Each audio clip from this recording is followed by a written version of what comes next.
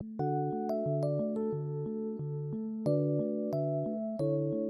Commerce lectures. I am Neha. आज का हमारा टॉपिक है ग्रुप प्रॉपर्टीज़, ऑर्गेनाइजेशन बिहेवियर का ये टॉपिक है।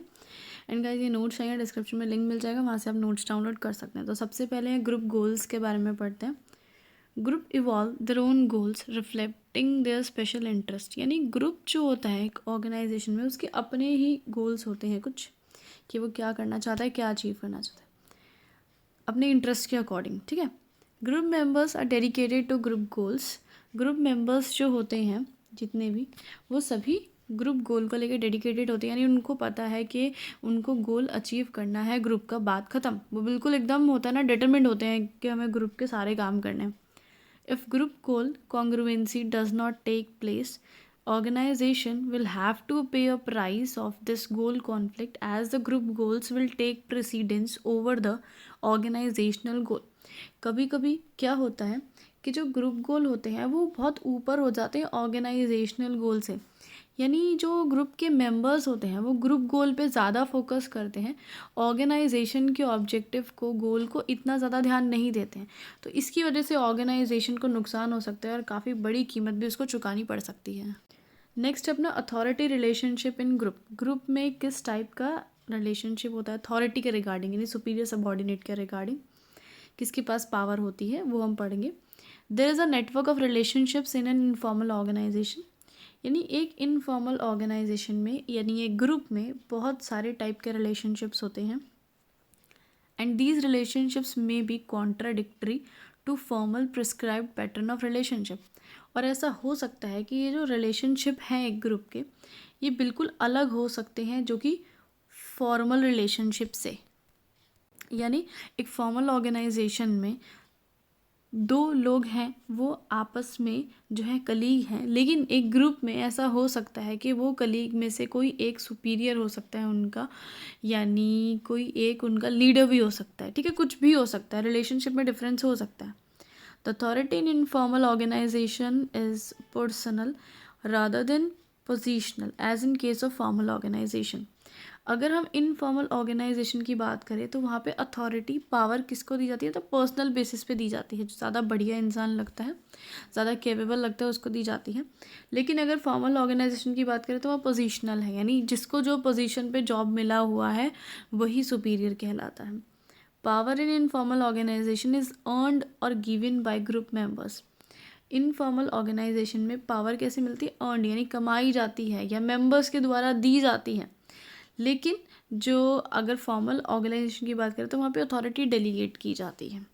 ठीक है, एक सुपीरियर खुद अपने सबऑर्डिनेट को अथॉरिटी देता है। आगे करते हैं कम्युनिकेशन इन ग्रुप्स। ग्रुप में कैसे होते हैं communication. Informal organisation come into existence because of the deficiencies of formal channels of communication.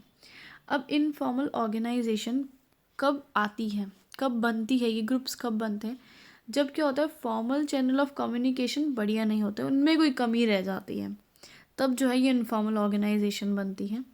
If formal channels are inadequate, suppose formal channels यानी जिन चीज़ों के थ्रू इन्फॉर्मेशन पास होती है फॉर्मल तरीके से, जो वो इनएडिक्वेट है, पूरे नहीं है या स्लो है, तब हमें ज़रूरत महसूस होती है कुछ स्पीडियर कम्युनिकेशन की। यानी ऐसा कम्युनिकेशन का तरीका जो स्पीड में, जहाँ पे बात बहुत पहुँच जाए एक जगह से दूसरी जगह। और ये कौन सा तरीका है, informal channel of communication. Informal communication is very fast. सबको पता है इनफॉर्मल तरीके से कम्युनिकेशन बहुत फास्ट ट्रेवल करती है, क्योंकि यहाँ पे कोई भी किसी से बात कर सकता है। But its greatest dangerous that it may give rise to rumours. लेकिन मेन प्रॉब्लम क्या हो सकती है कि इससे रूमर्स पैदा हो सकते हैं इनफॉर्मल कम्युनिकेशन की वजह से। अफवाहें बिल्कुल फैल सकती हैं भाई, जब कोई मुंह से कुछ भी किसी को बोल सकता है। नेक्स्ट है leadership in groups. The informal group has its own leader. Informal group की अगर बात करी जाए तो उसका अपना एक लीडर होता है अलग से, जो ग्रुप मेंबर्स खुद चूज़ करते हैं। An informal leader may not be the superior under whom आएगा the group members are working. जो इनफॉर्मल लीडर होता है ज़रूरी नहीं है कि वो सुपीरियर हो, नहीं, ग्रुप मेंबर्स में से ही कोई एक हो सकता है। Persons who emerge as informal leaders are perceived by the other group members as being the best people who can satisfy the goals of the group.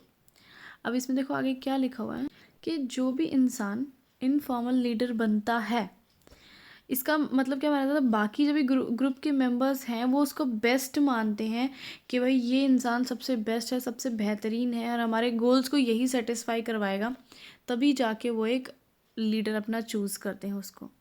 Next है ग्रुप रोल्स। देखो क्या लिखा है इसमें, the term role is use to refer to a set of behaviour expected from a member who occupies a particular position in a group. Role शब्द का इधर मतलब क्या है कि एक ग्रुप में जो मेंबर्स हैं क्या एक्सपेक्ट किया जाता है कि वो कैसे बिहेव करेंगे, उनका जो बिहेवियर होता है ना वो कहलाता है role. Who occupies a particular position, यानी एक पर्टिकुलर पोजीशन पे कौन किस तरह कैसे बिहेव करेगा, क्या करेगा, ये होता है रोल।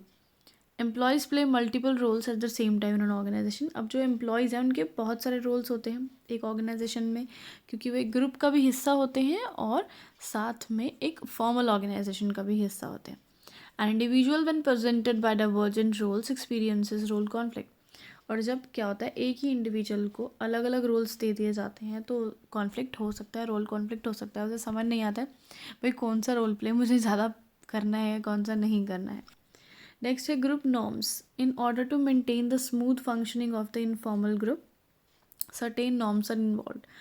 अब जो है अगर एक ग्रुप चाहता है कि सब कुछ स्मूथ तरीके से हो उस ग्रुप में, तो इनफॉर्मल ग्रुप क्या करता है कुछ नॉर्म्स बना देता है। ठीक है, कुछ एक तरह से आगे बताते हैं मेरे नॉर्म्स होता है एग्जैक्टली अब पढ़ेंगे, देखो फिर समझ में आएगा डेफिनेशन से। Norms are defined as standard of behaviour और performance which the members are expected to observe. यानी नॉर्म्स क्या होते हैं, एक बिहेवियर का या एक परफॉर्मेंस का एक स्टैंडर्ड सेट कर देते हैं कि भाई हर एक मेंबर को इस तरह से बिहेव करना है, ये एक रूल सा बना दिया जाता है, मतलब कि भाई इस चीज़ को हमें फॉलो करना है, जैसे हम बोलेंगे ऐसे ही बिहेव करना है, ऐसे ही एक्सपेक्ट किया जाता है आपसे कि आपको ऐसे ही बोलना पड़ेगा, ऐसे बिहेव करना पड़ेगा, ऐसे ही काम करना पड़ेगा, ऐसी ही परफॉर्मेंस देनी पड़ेगी। वो जो हम स्टैंडर्ड सेट करते हैं ना, एक टारगेट सा सेट कर देते हैं, मतलब कि भाई इस तरह से बिहेव करना है, वही चीज़ होती है norms. The group norms are usually determined through common consent and collective will of members। और ये ग्रुप के नॉर्म्स कैसे डिटरमाइन या डिसाइड किए जाते हैं, कॉमन कंसेंट, यानी सब लोग जब कंसेंट देते हैं, अपना हाँ भरते हैं सब लोग, तब जाके डिसाइड किए जाते हैं। कलेक्टिव विल का मतलब है सब मेंबर्स अपनी इच्छा से इसको फिक्स करते हैं। दे आर अनरिटन, अनरिटन होते हैं, यानी ऐसा नहीं है कोई रिटर्न एग्रीमेंट होता है कि सब इस तरह से बिहेव करेंगे, नहीं ऐसा बिल्कुल भी नहीं है। And informal rules and regulations are binding on all the members. और जितने भी ये रूल्स एंड रेगुलेशंस हैं, यानी जो ये नॉर्म्स हैं, सब मेंबर्स उस पर बाइंडिंग ऑन है, मतलब हर एक मेंबर को उसे फॉलो करना ही पड़ेगा। इसका ये टॉपिक खत्म।